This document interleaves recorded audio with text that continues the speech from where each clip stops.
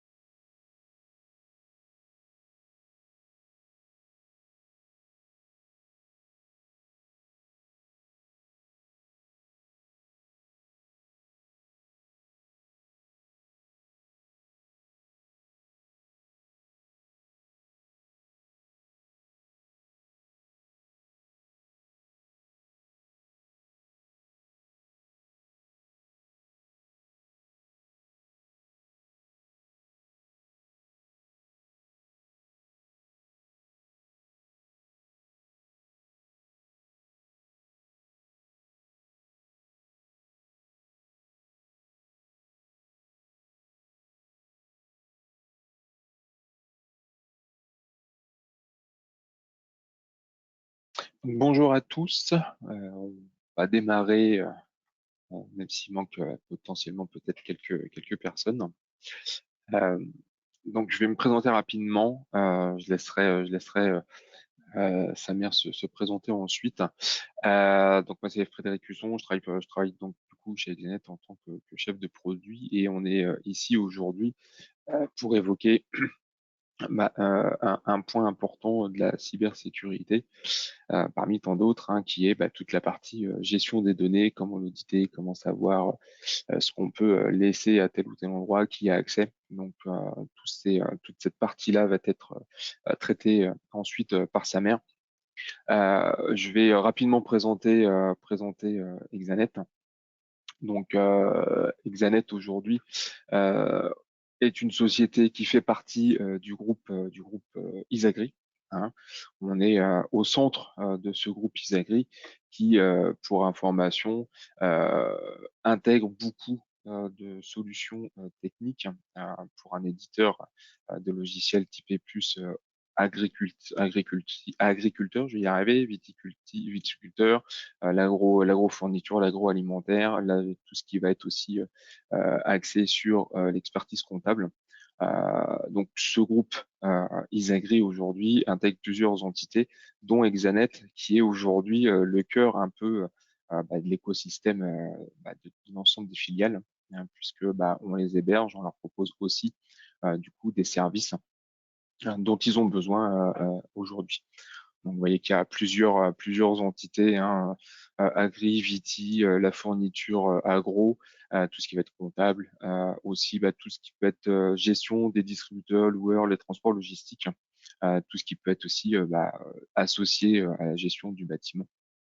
Donc, tout cet aspect-là sont intégrés directement dans les agri.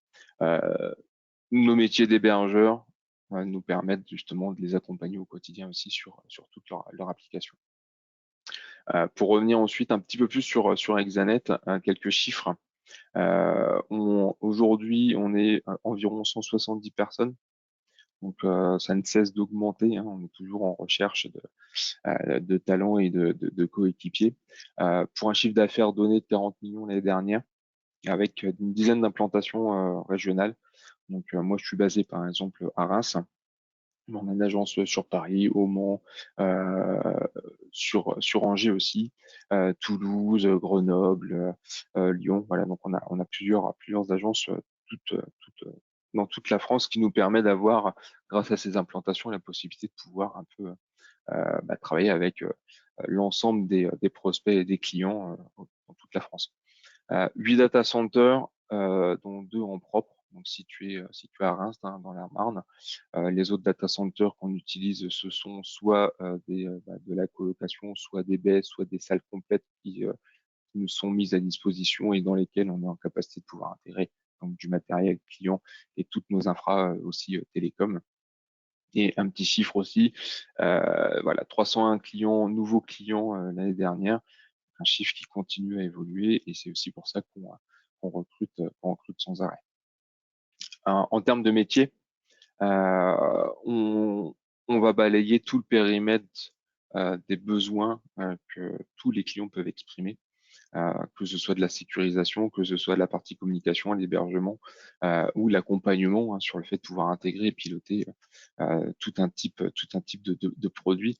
Dans le sécurisé relativement complet aussi, on peut aller du simple antivirus jusqu'à l'EDR, en passant par du SOC manager, en passant par toute la partie réseau, le firewalling par exemple, la sauvegarde externalisée qui est aussi un point important de la sécurisation aujourd'hui, la redondance des liens, hein, typiquement, voilà, on va sécuriser aussi ce lien télécom qui aujourd'hui est la base du travail avec tout ce qui existe en SaaS, en cloud. Donc, sans lien télécom, ça peut être difficile de travailler. L'authentification, tout ce qui va être bastion, voilà, l'analyse des vulnérabilités et puis notamment aussi tout ce qui va être audit qu'on peut apporter avec l'outil que vous présentera Samir ensuite. La partie communication, là, on est sur de la communication unifiée, hein, qu'on soit sur des environnements type Microsoft 365, sur de la messagerie d'entreprise, sur des solutions collaboratives, peut-être un peu comme Google aussi, tout ce qui va être UEM, MDM, hein, toutes ces choses-là, et toute la partie téléphonie, où là, on va travailler avec du Centrex, hein, du Team Voice aussi, du mobile et toute la partie interconnexion de site, donc MPLS traditionnel, du SD-WAN, du SASI aussi, et pour lesquels on est capable de proposer tout type de liaison qu'on opère aujourd'hui, sur lesquelles on va venir proposer du service. La partie hébergement, un gros pan aussi de notre activité, du mutualisé, du dédié, du PRA, du plan de continuité aussi, hein, parce que la sauvegarde externalisée c'est bien, mais avoir sécurisé ces données autrement, c'est un petit peu mieux tout de même. Toute la partie infogérance qu'on peut apporter sur cet aspect-là. On maîtrise l'ensemble des environnements, hein, que ce soit du cloud public, du cloud privé, l'environnement VMware. Donc, on accompagne l'ensemble de nos clients sur cette partie infogérance, hein. On va gérer l'ensemble du parc client des serveurs. Et puis, on a quelques certifications aussi, donc l'ISO 27001 et l'HDS qui nous permet, notamment l'HDS, de pouvoir répondre à des besoins un peu plus typés médicaux, hein, sur des données qui peuvent être beaucoup plus sensibles. L'intégration et le pilotage, ça va être d'intégrer on-premise, hein, puisqu'il y a encore effectivement des éléments qui ne peuvent pas être forcément dans le cloud, hein. Donc, on va pouvoir intégrer, accompagner nos clients dans l'intégration des solutions dont ils ont réellement besoin. Et le pilotage, on va être plus sur l'accompagnement finalement de la gestion du multi-cloud par exemple, du cloud hybride, et puis aussi de pouvoir piloter des déploiements, hein, avec toute l'expertise qu'on peut avoir en termes d'équipe aujourd'hui, l'audit, l'expertise, enfin l'accompagnement aussi à la conduite du changement qui est importante aussi parce que on sait ce qu'on a, on sait où on veut aller, mais des fois on ne sait pas forcément trop comment aborder les sujets. Donc voilà, on va piloter l'ensemble des projets de ce type, de cette manière-là. Donc un petit rappel rapidement des agences, hein, j'ai pas tout cité, hein. Donc une dizaine d'agences, donc qui nous permet d'avoir une certaine capillarité et de pouvoir répondre à tous les besoins, quel que soit le lieu de nos clients. Donc là aujourd'hui, on est là pour parler de la partie Netflix. Donc Samer va aborder le sujet. Ce qu'il faut savoir, c'est que aujourd'hui, on a choisi cette solution avec un distributeur qui fait ça. Pourquoi on a choisi Netflix? Puisque c'était quelque chose qui nous semblait le plus pertinent en termes de solutions, en termes d'avantages, en termes d'accompagnement. Aussi, et puis tout simplement parce qu'il y a des besoins sur lesquels il faut répondre aujourd'hui, et après plusieurs études, on a choisi ce produit-là pour vous accompagner dans la cybersécurité et vous permettre de sécuriser un maximum vos données. Samer, je peux te laisser la main, je pense. Merci beaucoup pour cette introduction. Merci à tous d'être présents au webinaire. Donc, je me présente très rapidement. Je suis Samer Frangi, je suis directeur technique de la société Neovad. Donc, comme l'a expliqué Frédéric, on est un distributeur à valeur ajoutée. On a un catalogue de produits, dont la solution Nadrix Auditor que je vais vous présenter à ce jour. Un peu. Donc, sur Nadrix Auditor, on va faire vraiment quelques slides, hein. L'outil, c'est beaucoup plus sympa à démontrer qu'à présenter dans des slides. Donc, je vais quand même contextualiser le besoin, la société. On va passer à la démonstration rapidement. Donc, Netbrix, c'est pas une start-up, hein, c'est une société américaine qui a plus de 15-20 ans d'expérience, et notamment dans le milieu de la cybersécurité, avec un focus assez important autour de la donnée. Donc, c'est une solution qui va répondre à des questions autour de l'audit, de la classification et ce type de problématiques. Alors, aujourd'hui, on va présenter la solution qui s'appelle Nadrix Auditor, qui est éditée par Nadrix en tant que tel. Et c'est une solution qui va permettre de répondre à la question qui a fait quoi, où et quand. C'est vraiment une notion d'audit, c'est un besoin assez transverse, indépendant de la taille de la société. Et ces données, derrière, on peut les orienter dans des contextes RGPD, dans des contextes de données sensibles, de données de santé ou autres. C'est une solution qui est assez riche en termes de fonctionnalités, mais également en termes de modules qu'on s'est adressés. Donc, on voit les logos à l'écran. C'est aujourd'hui des solutions, en tout cas les sources de données, qu'on sait connecter à Netbrix pour qu'on puisse derrière bénéficier de l'intelligence de l'outil pour récupérer les docs, les configurations et avoir toute l'analyse associée.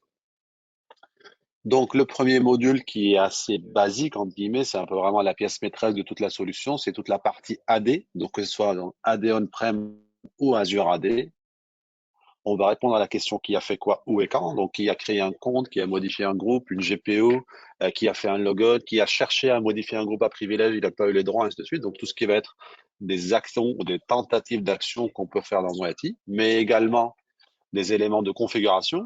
J'ai besoin d'avoir une vision claire aujourd'hui sur j'ai combien d'utilisateurs actifs, j'ai combien de groupes, il y a quel user dans quel groupe, et ainsi de suite. On a après un module qui s'appelle le module Windows Server. Donc, à ne pas confondre avec la partie fichier. Là, on est vraiment sur la brique de base, hein, sur l'OS en tant que tel. Donc, on va auditer tout ce qui est registry, les modifications de registry, les modifications des groupes locaux, des GPO locales, de la configuration de la machine et ainsi de suite. Donc, on est vraiment un audit au niveau des éléments de l'OS, de la machine Windows, et également des éléments de configuration. J'ai combien de services qui s'exécutent avec des comptes du domaine, ce qui me permet par la suite de mesurer les conséquences d'une modification associée, ainsi de suite. VMware, je pense que ça parle à tout le monde, hein, c'est toutes les infrastructures virtualisées. On a une console d'administration qui s'appelle le vCenter, qui permet de piloter cette infrastructure, de faire des modifications dessus. Et ce module, il va récupérer les tâches d'administration, qui a démarré une machine, qui a ajouté de la RAM, qui a modifié le nom d'un data store, qui a fait telle ou telle action, et les centraliser dans la solution Nadrix Auditor. Network Devices, donc on a une certaine liste, on va dire, de constructeurs éditeurs avec lesquels on a des accords où on va récupérer les éléments de configuration. Donc ça va être surtout tout ce qui va être modification de configuration sur les équipements de sécurité périmétrique, ou également tout ce qui va être connectivité VPN, donc qui a fait un logon, un logo sur les infrastructures VPN. Vous voyez, c'est vraiment déjà assez large en termes de couverture. La deuxième colonne, c'est différents fournisseurs, mais pour un même besoin, qui est la donnée, les fichiers. Donc là-dessus, on va répondre à la question qui a fait quoi, où et quand, qui a supprimé 50 fichiers dans un laps de temps réduit, qui a cherché à accéder au partage RH alors qu'il est pas membre du groupe RH, ou finalement, aujourd'hui, j'ai combien de partages, qui a le droit à quel partage. Donc, avoir cette visibilité sur l'environnement fichier, sur la partie CIFS, NTFS, avoir tous les éléments de configuration associés, qui a le droit à quoi, est-ce qu'il y a des accès excessifs, et ainsi de suite. Évidemment, tous les usages évoluent, et en l'occurrence, on le voit de plus en plus chez nos clients, cette migration d'un file server on-prem entre guillemets vers les infrastructures cloud, notamment de l'Office 365 avec du SharePoint et du OneDrive, qu'on va amener les mêmes services. Donc, on saura auditer les éléments SharePoint, OneDrive et Teams, pour dire qui a supprimé, qui a modifié les collections de sites, les sites, qui a supprimé un document, qui a modifié, qui a créé, qui a renommé. Voilà, tout le qui a fait quoi, où et quand autour de la donnée, qu'elle soit sur un file server local ou sur un environnement cloud. On a la partie Exchange, donc qu'on soit sur du on-prem, hybride ou les deux, on va avoir cette visibilité pour, alors, évidemment, tout ce qui est modification de l'administration, tout ce qui est délégation, des trucs comme ça, les quotas ou autres. Mais on va également avoir cette notion qui va tourner autour de ce qu'on appelle le NOMA Access. C'est les tentatives d'accès à des boîtes mail non propriétaires. Les cas d'usage classiques qui vont tourner autour de ça, ça va être typiquement, vous avez une boîte mail générique qui s'appelle accueil@exanet.fr. Il y a 4-5 personnes qui y accèdent en fonction des horaires, des jours, ou autres. Il y a un mail qui a disparu, on peut savoir c'est qui.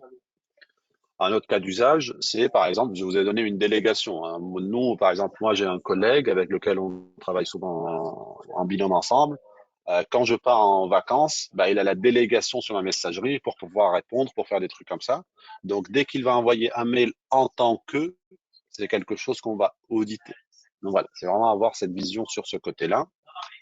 Et la dernière brique va être tout le côté SQL Oracle, donc ce qu'on appelle l'audit des données structurées, tout ce qui est modification au niveau des index, des triggers, des champs, des tables, toutes les connexions au niveau des instances SQL Oracle par les comptes locaux, par les comptes du domaine ou autres.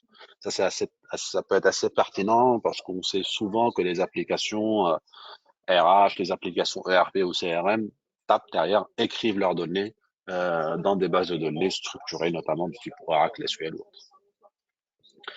Ça, c'est un peu les différents modules qu'on s'est adressés, donc sources de données qu'on s'est adressé avec Netvrix. Donc l'idée, c'est que par rapport à toutes ces briques-là, on va pouvoir faire deux choses. La première, c'est du pur audit avec l'alerting et tout va bien, mais ça, on va le voir plus dans la démo qu'en PowerPoint. C'est répondre à la question qui a fait quoi au et quand, avoir cette traçabilité qui peut s'inscrire dans des notions réglementaires du type RGPD, ISO 27001, NIS2 ou autre. Et on va avoir les éléments de configuration, ce rapport d'état de mon SI que je puisse suivre et surtout suivre son évolution en fonction du temps. Donc ça, je pense que c'est tout sur la partie PowerPoint. Donc on va passer plus à la démo pour montrer un peu concrètement comment tout ça va se traduire dans votre SI. Juste une petite précision qu'on a oublié de vous noter. Dans votre client GoToWebinar, vous avez une section qui est dédiée aux questions. Donc n'hésitez surtout pas si vous avez des questions sur la présentation de l'examen qui a été faite par Frédéric ou sur la présentation qui est faite par moi sur l'outil, la démo ou autre. N'hésitez surtout pas à vous poser vos questions. On va dédier une dizaine de minutes vers la fin de la présentation pour y répondre. Donc vous avez une section dans GoToMeeting là-dessus. Ce que je vous propose, c'est qu'on passe à la démonstration. Donc normalement, vous voyez ma console Netflix. Donc c'est une console qui va me permettre d'exploiter les données. Donc là, dans le cadre de la démo, évidemment, je pars du principe qu'on a connecté les sources de données. Donc c'est une solution sans agent, c'est une solution qui est non intrusive. Quand on va connecter des sources de type Office 365 Cloud, ça sera avec d'authentification moderne. Et quand c'est des sources internes, l'AD ou autres, on a des connecteurs pour se connecter à des sources de données sans pour autant avoir un agent, donc enlever ce côté un peu intrusif au niveau de votre SI. Une fois on a connecté toutes ces données-là, on a récupéré les logs, on a récupéré les éléments de configuration. Derrière, on va utiliser la console qu'on voit sous nos yeux pour exploiter ces données-là et adresser différents cas d'usage. Et là-dessus, ça va être assez large en termes de fonctionnalités et d'usage. La première, donc déjà la console, c'est une console d'administration qui est customisable en fonction du besoin de chaque administrateur ou de chaque utilisateur de la plateforme, parce qu'on va voir qu'elle est très simple d'usage, ce qui fait qu'on a pas mal de nos clients qui donnent accès à cette console à des DPO, à des responsables métiers, sans pour autant qu'ils aient cette connotation technique derrière. Donc, on peut customiser la page d'accueil pour adresser un besoin spécifique. On a des notions de RBAC, Role-Based Access Control, qui font que si moi je suis responsable d'une partie de la donnée, quand je me connecte à la console, je peux voir que ces données-là et non pas les données d'une autre personne. Si on est par exemple multisite et on a des personnes qui gèrent un site spécifique, je peux avoir les droits de voir et de consulter l'activité qui est liée uniquement à mon propre site. Quand je dis consulter l'activité, ça va se traduire par différentes briques. La première va être sous cette barre de recherche. Donc là, on est entre guillemets un peu en mode Google. Je vais mettre des mots-clés, je veux savoir tout ce qu'a fait l'admin en termes de modifications sur, par exemple, les policies. Et la solution va analyser, toutes les sources de données configurées pour me dire, voici le qui a fait quoi, où et quand, correspondant aux critères de ta recherche. Donc, je peux inclure ou exclure pour amener cette facilité de granularisation au niveau de la requête. Je peux dire, moi, ce qui m'intéresse, c'est uniquement ce qui a été fait en termes de groupe policy. Et là, je vais filtrer ma donnée par rapport à ce besoin-là. Donc, avec des filtres assez simples. Évidemment, si je le souhaite, je peux passer en mode avancé pour granulariser encore plus. Commence par, ne commence pas par, contient, ne contient, mais ça reste assez logique en termes de filtre. Et là, on va avoir l'information sur le qui a fait quoi, où et quand. Et les cas d'usage là-dessus sont vraiment quasi limités. On a des cas d'usage qui vont tourner autour de la sécurité. On va voir, il y a la RH qui m'a dit, il y a un fichier qui a été supprimé sur, on va faire l'exemple ensemble. Un fichier qui a été supprimé sur mon SI, il s'appelle, je dois avoir un test.txt, moi dans la démo, hop. Là, je vais voir toute l'activité sur le qui a fait quoi, où et quand autour de ce fichier-là. Donc, ça peut être soit d'un point de vue sécu, comme on l'a dit, il y a un fichier qui est très important qui a disparu, j'ai besoin de savoir qui. Mais des fois, c'est des choses toutes bêtes. On a un utilisateur qui a fait un mauvais drag and drop d'un fichier, d'un partage, d'un répertoire dans l'autre, il ne le trouve plus, il crée un ticket de support, le temps que je puisse regarder tout ça, je viens ici, je mets le nom du partage, je mets le nom du fichier, ou un des deux, ou deux, plus d'informations que j'ai, le plus facile d'avoir. Et grosso modo, on va avoir le résultat qui va être associé à nos critères de recherche. Donc voilà. Donc si je reprends un peu l'exemple pour que j'ai un peu plus de données, donc je prends l'admin par exemple à modifier la policy, je vais avoir les informations et à partir de ce moment-là, je vais avoir différents cas d'usage. Le premier va être, ok, ça me semble bien, j'ai l'information sur qui a modifié le TCS, sur le fichier test, sur qui a fait telle modification de policy. Ce que je vais faire, je vais exporter la donnée et je vais l'envoyer à la personne principale, à la personne concernée qui a fait la demande, en format PDF, en format CSV ou autre, et je passe à autre chose. Un autre cas d'usage qui peut être intéressant, c'est de dire, OK, là, je vois que l'administrateur, il a fait beaucoup de modifications de policy. Bon, ça ne sent pas très, très net. la prochaine fois que ça arrive, je souhaite être alerté. Donc, je vais demander à Netflix d'automatiser la création d'une alerte qui va correspondre aux critères de ma recherche. Donc, j'avais mis admin, modif policy, le ou les destinataires qui vont recevoir l'alerte, les filtres, ils sont préconfigurés parce qu'ils correspondent aux critères de ma recherche, que je peux valider, que je peux affiner encore, ou autre. Et après, je vais à trois briques qui vont me permettre d'affiner encore plus. En disant, OK, bah, si l'administrateur a fait une modification de policy par jour, bon, j'allais dire, entre autres, c'est son travail, mais si jamais il fait 100 modifications dans une minute, là, ça m'intéresse plus. OK. Donc, cette notion de seuil va me permettre de ne pas être pollué dans les alertes qui viennent un peu dans tous les sens, mais de ne pas passer non plus à côté de choses importantes. Je peux définir également un risque score. Ça va être cette notion de pondération par rapport au risque. Bah, si je suis en train de traiter une alerte qui est liée, par exemple, à un compte désactivé, bon, ça va être méchant, mais pas plus que ça. Par contre, une suppression en masse, du brute force ou autre, je peux avoir une pondération dans le risk assessment qui va être plus importante. Et si je le souhaite, je peux lancer une action de réponse qui va s'exécuter suite au déclenchement de l'alerte. Si je prends un exemple concret, ça va être assez simple. Je veux dire, si quelqu'un, mon alerte va être que si quelqu'un cherche à accéder au groupe RH alors qu'il n'est pas membre du groupe RH, je vais être alerté.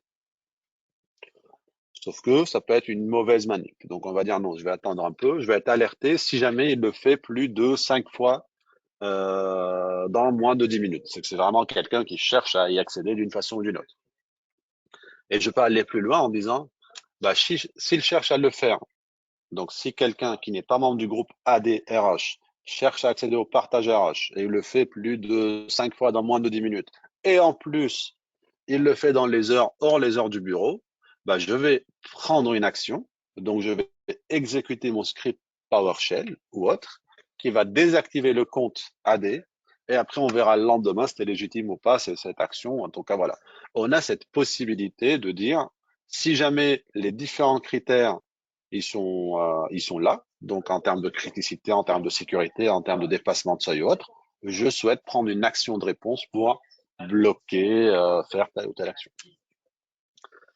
Ce qui est très intéressant côté Netflix, c'est vraiment une solution qui est facile d'usage. Vous avez vu la barre de recherche, c'est assez simple, c'est des mots-clés avec des fils d'inclusion et d'exclusion qui sont assez simples. Les alertes, elles sont préconfigurées. Donc, je me suis pas amusé à créer toutes ces alertes avant notre présentation pour faire un genre ou autre. Tous les cas d'usage classiques, donc sur les suppressions en masse, sur un serveur de fichiers, sur un SharePoint, sur tout ce qui est évidemment modification de groupes à privilèges, sur les modifications des partages, des permissions sur les partages, pardon, sur les modifications des groupes, sur les sur les logins AD depuis de liens, depuis de localisation, pardon, suspect, ainsi de suite. Donc, tous les cas d'usage classiques, ils existent déjà dans l'outil. Il suffit de les activer pour qu'elles soient opérationnelles. En plus, évidemment, du fait qu'on va pouvoir créer nos propres alertes, comme on l'a vu ensemble, s'inspirer de l'alerte existante pour la dupliquer et jouer un peu différemment sur les seuils, sur des trucs comme ça. Donc, ça va être vraiment très facile d'usage et d'exploitation. Quand on parle d'alerte, ben, évidemment, derrière, il me faut un dashboard qui va me permettre de suivre un peu ces évolutions, voir un peu quel est le user qui me met le plus à risque en déclenchant les alertes et les pondérations associées, comment ça évolue en fonction du temps. Quand je clique sur un user, je vais voir derrière quels sont les alertes qu'il a déclenchées. Donc, il a fait beaucoup de modifications au niveau des groupes à privilèges, il a désactivé et activé des comptes, ce qui fait qu'il fait ça tellement de fois par jour qu'il commence à être dangereux pour moi. Et évidemment, je vais avoir une action globale, une vision globale de mes alertes. Ben, est-ce que je suis de plus en plus exposé? Donc, on voit que sur les 7 derniers jours, j'ai eu plus de 9%, donc plus de 24 alertes supplémentaires par rapport à la semaine dernière. Et voici les comptes qui étaient un peu les champions de ces déclenchements-là. Voici les alertes qui ont été les plus déclenchées. Voilà comment ça évolue en fonction du temps. Voilà les dernières alertes. Et évidemment, si je clique sur un user spécifique, ben, je vais voir les informations. Donc là, je vois typiquement que mon compte Systrack, il a créé des fichiers avec des extensions CMD, des expressions règles ou autres, qui, d'un point de vue sécurité, n'ont pas lieu d'être sur un serveur de fichiers. Un serveur de fichiers, il est là pour stocker des fichiers, des PDF, des Excel ou autres. Donc, il n'y a pas lieu d'être. Évidemment, je peux derrière voir l'activité, dans une autre fenêtre, voir le qui a fait quoi, où et quand, avoir les informations. Je peux voir la machine source. Je vois la machine source depuis laquelle on a fait la modification, le tout, le qui a fait quoi, où et quand. Dès que je vois il y a une modification qui est faite par un user, quand on est 10, je connais tout le monde. Quand on est 500, 600, 200, je connais pas forcément tout le monde. Donc, NetDrift me permet de remettre un peu de contexte. Là, je vois qu'il y a un compte qui s'appelle Sistra qui a modifié, par exemple, disons, un partage important. Ben, je peux voir quels sont les membres dont ce user fait partie et voir si c'est légitime ou pas. Si je vois, par exemple, qu'il y a un compte qui s'appelle Frédéric qui a modifié une donnée RH, bah, ça peut être critique, sauf que quand je veux regarder les groupes et je vois qu'il est membre du groupe direction générale ou RH ou autre, bah, je peux dire que c'est plutôt légitime. Si je vois qu'il est membre de la DSI, bah, je peux aller lui poser des questions. Pourquoi tu n'en avais pas spécialement besoin? Donc, ça me permet un peu de contextualiser un peu le user par rapport à ses droits et par rapport à l'activité que je suis en train d'auditer. Ça, c'était un peu le premier pilier d'analyse de la donnée. Donc, je pars de la donnée qui est collectée, qui est corrélée. Une des valeurs ajoutées de Netflix, c'est qu'on va récupérer les données de différentes sources et on va avoir une console unique pour les exploiter et qui va corréler les différentes données qui viennent un peu de partout. Donc, barre de recherche avec la possibilité de créer des alertes et suivre les alertes un peu et les révolutions en fonction du temps. Un deuxième cas d'usage qui peut être pertinent va être le côté risk assessment. Le risk assessment va être mon exposition par rapport au risque. Je peux me dire, OK, peut-être avant que je me lance sur des notions d'audit et de traçabilité de la donnée, bah, je vais peut-être réduire ma surface d'attaque. Comment je fais ça? Bah, je vais remonter toutes mes expositions. Est-ce que j'ai beaucoup de comptes dont le mot de passe n'expire pas? J'ai beaucoup de comptes qui ne nécessitent pas de mot de passe. J'ai des comptes qui sont inactifs. Et ce qui est assez intéressant dans ce contexte d'inactivité, c'est qu'avec NetBrick, j'ai la possibilité d'automatiser le nettoyage, entre guillemets. Je peux dire, bah, si un compte il est inactif pendant plus de 20 jours, je vais notifier son manager qui est un attribut AD. Au bout de 40 jours, je vais lui mettre un mot de passe random. Je désactive le compte au bout de 100 jours. Je ne vais pas le déplacer dans une rue. Je vais directement le supprimer au bout d'un an s'il n'y a personne qui se manifeste. Donc, je peux créer mes propres politiques qui vont faire en sorte que je vais garder mon hygiène au niveau de l'AD parce que je vais tracer les comptes inactifs, les comptes des tests qui sont créés et qui sont jamais supprimés, tel ou tel prestataire qui sont venus, qui sont plus là, voilà, des trucs comme ça. Je vais pouvoir gérer un peu tout ce côté-là. Donc, les comptes inactifs, je peux regarder j'ai combien de comptes qui ont des droits de privilège avec ces notions de seuil que je peux évidemment ajuster par rapport à mon métier, notamment quand on est dans le milieu hospitalier, on a beaucoup de chariots, je ne sais pas si on les appelle comme ça, qui sont un peu dans les couloirs des hôpitaux, qui vont être utilisés par tous les médecins ou par tout le personnel médical. Bah, ils ont pas vraiment, ils ont des comptes dont le mot de passe n'expire pas, ils n'ont pas accès à grand chose, donc c'est normal. Donc je peux dire, bah, bon, finalement, pour moi, 31, c'est normal, il faut que je sois alerté au bout de 35, 40 autres. Est-ce que j'ai des groupes de sécurité qui sont vides? Ce qui fait que si j'arrive à me mettre dans ce groupe-là, je vais hériter de tous les droits qu'il a à gauche, à droite, sur de l'AD, sur du fichier, sur des applications ou autres. Est-ce que j'ai le compte tout le monde qui a accès à de la donnée? Ça, c'est jamais recommandé.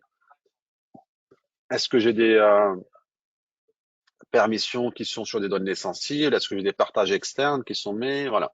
Donc, cette vision en termes d'assessment qui va me permettre de voir, évidemment, hein, quand je vois qu'il y a 31 comptes dont le place n'expire pas, je peux faire un drill down, voir quels sont ces comptes. Je peux les exporter pour les travailler au format CSV, les envoyer aux services concernés ou autre. Okay. Donc ça, c'est la deuxième brique. N'hésitez pas, si vous avez des questions, n'oubliez pas qu'il y a une section dans votre client GoToMeeting qui vous permet de poser des questions. Donc, c'est des questions autour de la société, de l'usage, des modules, des cas d'usage que vous avez. N'hésitez surtout pas à nous solliciter. On en a quelques-unes, on en a 3 là. Et on prendra après, à moins que tu veuilles y répondre maintenant, sinon. Non, non, non, je vais attendre, mais comme je ne voyais pas, peut-être c'est mes droits qui me limitent, mais c'était juste pour. Je check, y a pas de Ok. souci. Parfait. Donc, première chose, c'était barre de recherche, mots-clés, alerte. Deuxième chose, c'est Risk Assessment. Troisième chose, ça va être toute la notion de reporting. Donc, les reporting, on va avoir des rapports globaux, hein, comme celui-là. Je vais mettre juste un peu plus de temps pour voir comment ça évolue en fonction du temps. Est-ce qu'un jour, je suis habitué à avoir 300, 400 modifications ou activités par jour. Là, je me trouve à 1000, à 2000. S'il y a une migration de serveur de fichiers, c'est normal. Sinon, il y a un problème. Est-ce que j'ai beaucoup de failed activity? Ça, c'est quelque chose qu'on voit systématiquement chez nos clients.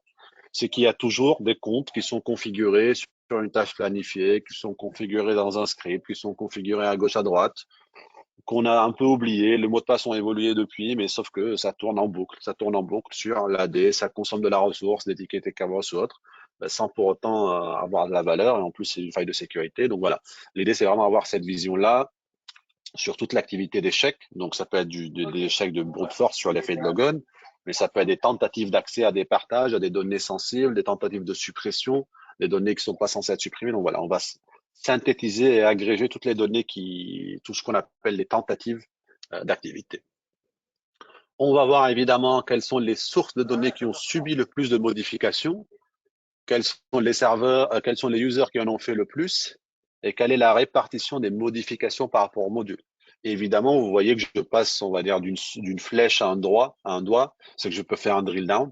Donc, si je vois typiquement que c'est le compte, par exemple, SBV PAM qu'on avait vu tout à l'heure qui a fait l'activité, ben, je clique dessus et je vais voir tout le qui a fait quoi, où et quand, filtré par rapport à ce compte utilisateur. Donc, tous les filtres qu'on avait évoqués tout à l'heure, qui peuvent être des filtres de temps, d'activité et autres, sont déjà mis nativement dans la console. Et si je continue dans cette démarche de facilité d'exploitation, on a vu qu'on a les rapports, les alertes qui sont préconfigurées, la barre de recherche qui est assez intuitive. Ben, on va se retrouver dans la même chose quand on regarde les rapports. Donc, on va avoir toute une librairie de rapports qui est préconfigurée. Et si vous vous rappelez un peu du PowerPoint qu'on avait vu précédemment avant, ensemble, entre autres, chaque répertoire va correspondre à un logo, à un module que vous avez. Donc, on a des rapports organisationnels. Organisationnels dans le sens Netwrix, c'est vraiment tout module confondu.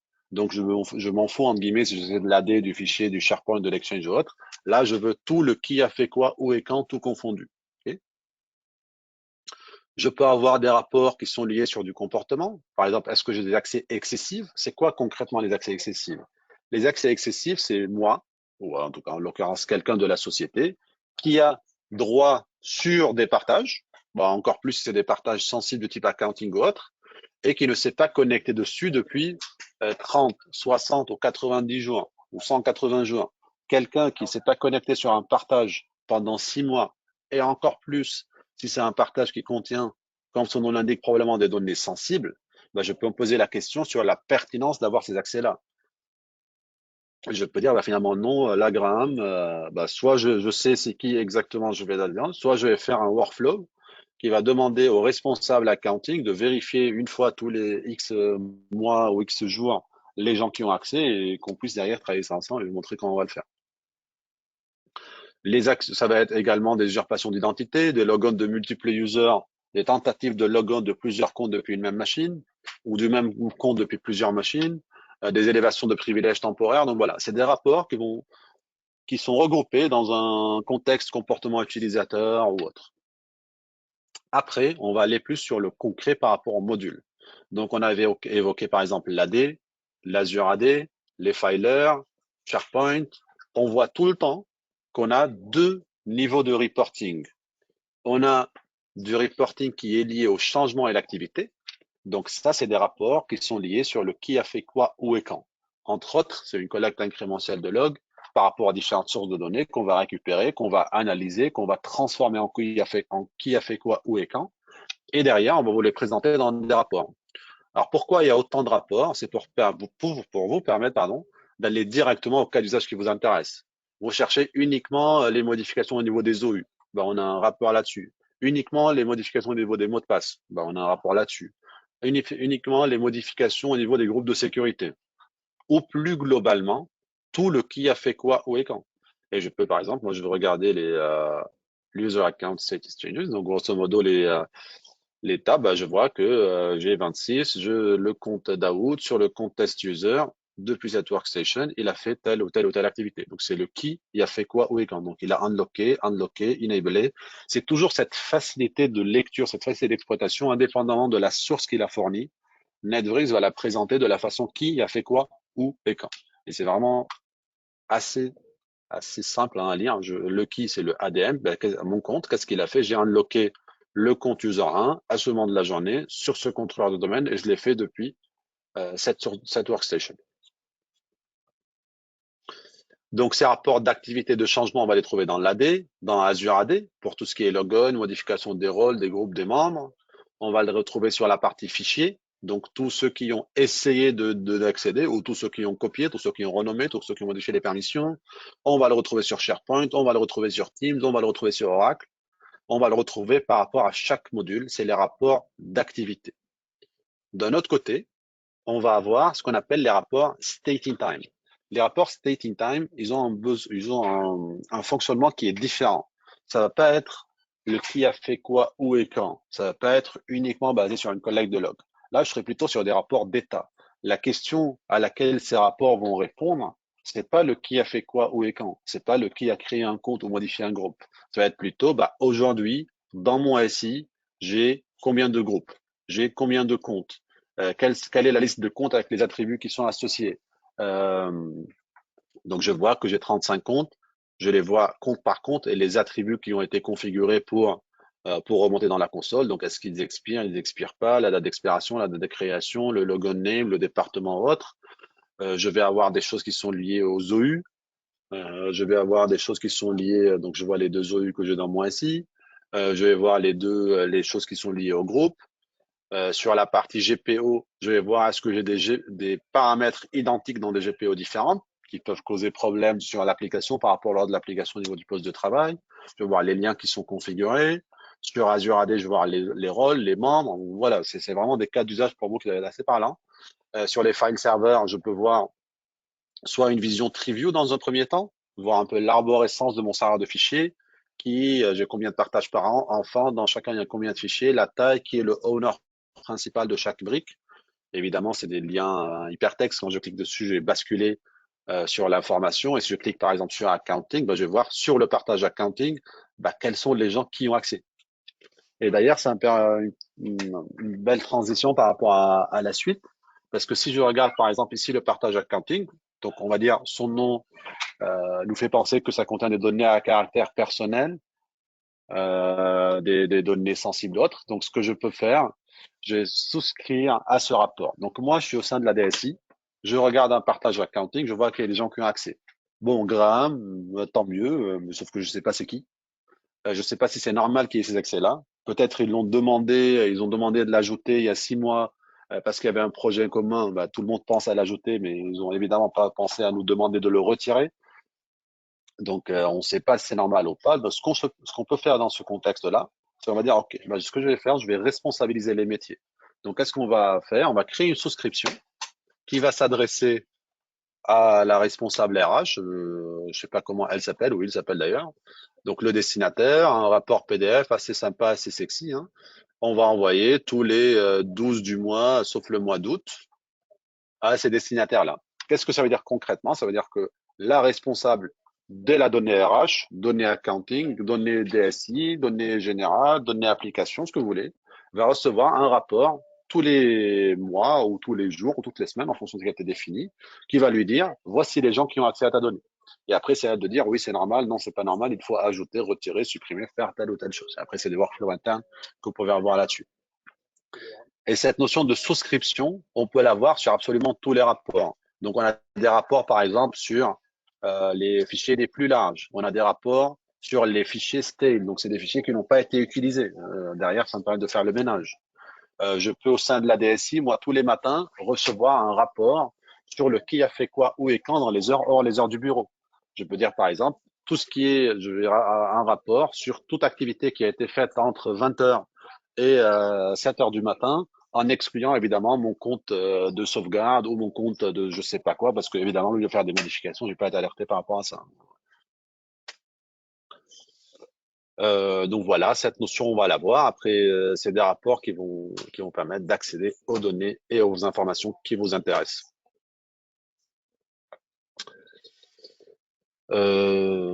Voilà un peu rapidement ce que je voulais vous présenter aujourd'hui d'un point de vue fonctionnel. Frédéric, je ne sais pas comment tu veux qu'on fasse avec les questions. Moi, je les vois pas. Donc, soit je te laisse me les poser, soit il faut mettre un organisateur. Je sais pas si j'aurai l'historique par exemple. Tu m'entends? Tout le monde m'entend? Oui, Ouais, oui, donc je vais te les lire et puis à ce moment-là, je te laisserai faire la réponse. yes. vais aller dans l'ordre de leur arrivée.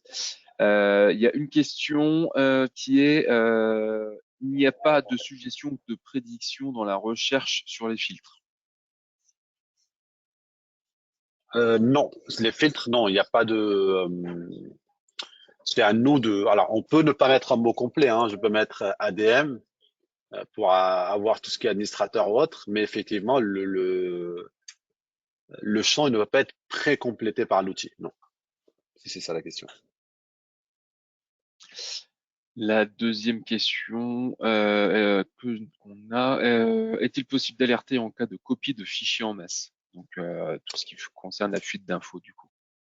Alors, la réponse est oui et non. Ça veut dire que oui, nous, par défaut, on a une action qui s'appelle une action de copie qu'on s'est audité. Et du moment où c'est une action de copie, on peut alerter dessus. Après, la subtilité là-dessus, elle est où? C'est quand on parle de copie, ça veut dire qu'on sait le dossier, il est où? En tout cas, les informations, les éléments, ils sont partis d'une source à une destination. Si on est en train d'auditer avec Nanorix la source et la destination, je sais très bien vous dire que les données sont parties de là à là, donc elles ont été copiées de là à là, donc on peut créer une alerte associée. Par contre, si quelqu'un les récupère du serveur de fichiers ou de votre environnement OneDrive qu'on est en train de SharePoint qu'on est en train d'auditer, mais derrière il les copie sur son poste de travail local ou sur une clé USB perso qu'il est en train de qu'il a ajouté, vu qu'on n'audite pas la destination, on ne sait pas que les données sont arrivées là-bas, donc on ne saura pas vous dire que c'est une copie. Par contre, ce qu'on sait faire, c'est on va vous dire ah bah attention, Frédéric par exemple, il a pris 50 documents de ce partage-là. Qu'est-ce qu'il a fait avec? Bah, vu qu'on ne sait pas où elles sont allées, on ne saura pas vous dire. Mais ça, c'est commun à tout type de solution. Parce qu'il faut auditer la destination. Il y a une question sur l'outil en lui-même. Est-il en SaaS ou en mode cloud? Je vais pouvoir y répondre en partie. Dans le cadre de l'offre qu'on a construite donc avec sa mère, on est sur une offre qui est on-premise chez le client. D'accord. Donc on vient positionner, on a la possibilité de venir positionner les serveurs. Donc il y a deux serveurs, hein, il y a un serveur pour l'applicatif et un serveur pour la base de données. On peut venir le positionner directement chez vous. D'accord. Il existe aussi en mode SaaS aujourd'hui. Par contre, dans la partie SaaS, et Samir, je te laisserai compléter. Effectivement, il n'y a pas forcément tous les modules de disponibles, contrairement à l'offre qu'on a travaillé euh, côté Exanet. Par contre, sur l'application, la partie SaaS, la question est, sa mère, où sont stockées les données qui sont récupérées? France, Europe En ou USA? France. Ok. Par défaut, c'est en Allemagne pour les clients européens, mais on a également une tenante en France. Euh, En fait, on est RGPD parce que effectivement, c'est en Allemagne, donc c'est là où généralement les éditeurs commencent leur implémentation parce que ça, les règles sont les plus strictes. Et si on est conforme aux règles allemandes, entre guillemets, on passe partout en Europe et donc par RGPD. Mais également, on a une tenante française. On est sur Azure en l'occurrence hein, pour ces données-là. Parfait. Une question concernant les modules M365 avec SharePoint notamment. Oui. Est-ce qu'on a la possibilité d'auditer par exemple que les fichiers partagés ou les liens de partage qui sont encore actifs? Alors, effectivement, si j'ai bien compris la question, on veut auditer que cela? Non. Par contre, c'est des choses qu'on audite. Donc, on va vous dire s'il y a des partages avec des externes, avec des Anonymous, donc pour faire attention là-dessus. Donc, on peut être assez granulaire en termes de la source qu'on peut auditer. Donc, on peut dire je vais collecter tel site, pas tel site et pas tel site. Mais la collecte ne va pas se faire par rapport à l'état du partage. Mais une fois on audite la source ou les sources que vous avez injectées dans l'outil, on va vous remonter ce type de cas d'usage sur les partages externes avec des external sharing et ainsi de suite. Euh, Très bien. Et du coup, il y avait une question qui suivait de la même personne. Est-ce possible de surveiller du coup les partages SharePoint? Oui, dans l'absolu. C'est Effectivement, ce que tu viens SharePoint. de dire. Et quand on parle de SharePoint, ça inclut OneDrive par défaut chez nous. Hop, hop, hop, je retourne dans l'ordre. Bonjour. Est-ce que les rapports sont à jour rapidement? En gros, est-ce que l'outil peut dire aussitôt qui a fait quoi, ou est-ce qu'il y a un délai avant que toutes les données de toutes les sources soient intégrées à l'application? Les rapports d'état, donc c'est j'ai combien d'users, j'ai combien de groupes, j'ai combien de partages, quel droit à quel partage, c'est des collègues qu'on va faire une fois par jour. Par contre, les rapports d'audit, de traçabilité, ils vont se faire, on va dire, maximum sur une fenêtre de 10 minutes. Donc, c'est des collectes incrémentielles, en fait. Très bien. Et là, j'ai une dernière question. Donc, nous avons mis en place les connexions par approbation pour nous connecter avec notre domaine. Si nous mettons cela en place, est-ce que les domaines internes remonteront sur cet outil?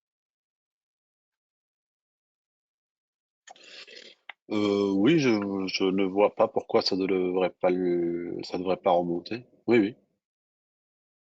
En fait, on va se connecter si vous avez plusieurs domaines, on va remonter les différents domaines et on va filtrer derrière les données, les rapports et les requêtes par rapport à un domaine ou des domaines spécifiques.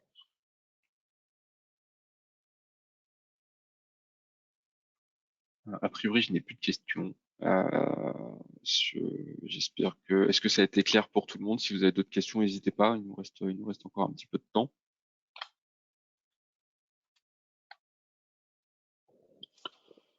Donc, l'outil, c'est un outil qui est assez simple, qui répond à un besoin qui est assez transverse sur l'audit, sur la traçabilité, sur savoir qui a fait quoi, où et quand. On peut l'inscrire par la suite sur des contextes RGPD ou autres si vous voulez, mais déjà, c'est un besoin qui est basique sur la sécurité, sur l'audit. De par sa facilité d'exploitation, il peut être utilisé également d'un point de vue fonctionnel pour trouver de la donnée, pour trouver une activité ou autre. On peut être alerté facilement par rapport à une variation de comportement ou par rapport à un dépassement de seuil.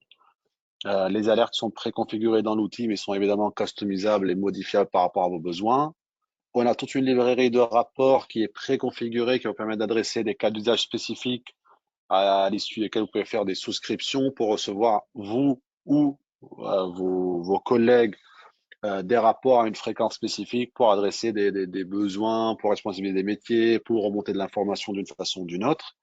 Et on a une notion d'assessment qui va vous permettre d'avoir un peu cette notion de surface d'attaque, cette notion d'exposition interne en termes de sécurité SI que vous pouvez regarder, que vous pouvez améliorer et adapter avec les données qui sont collectées par Networks.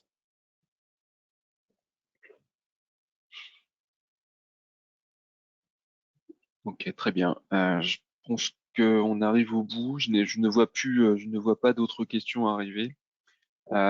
Pour rappel, ce webinaire vous sera mis à disposition en replay. Donc, vous allez recevoir un mail avec l'accès au replay. Et puis, elle sera positionnée aussi sur la chaîne YouTube Exanet avec du coup, ce replay disponible aussi directement sur YouTube. Si vous avez des questions techniques ou commerciales ou autres, n'hésitez pas à revenir vers vos référents commerciaux hein, pour les gens qui nous connaissent. Pour les autres, vous pouvez nous contacter aussi si vous avez la moindre question au sujet de ce produit. Samer, je ne sais pas si tu avais quelque chose à rajouter. Non, pour moi, c'est bon. Je remercie tout le monde de sa participation, de sa présence. On reste évidemment à votre disposition avec Frédéric plus spécifiquement, mais Exanet plus globalement, pour des présentations en one-to-one dédiées par rapport à votre archi, dédiées par rapport à vos besoins et vos cas d'usage. N'hésitez surtout pas de nous solliciter, de solliciter vos référents Exanet, comme l'a dit Frédéric, pour qu'on puisse vous accompagner sur le sujet. Merci à tous. Très bien. Merci à tous. Bonne fin de journée. Au revoir.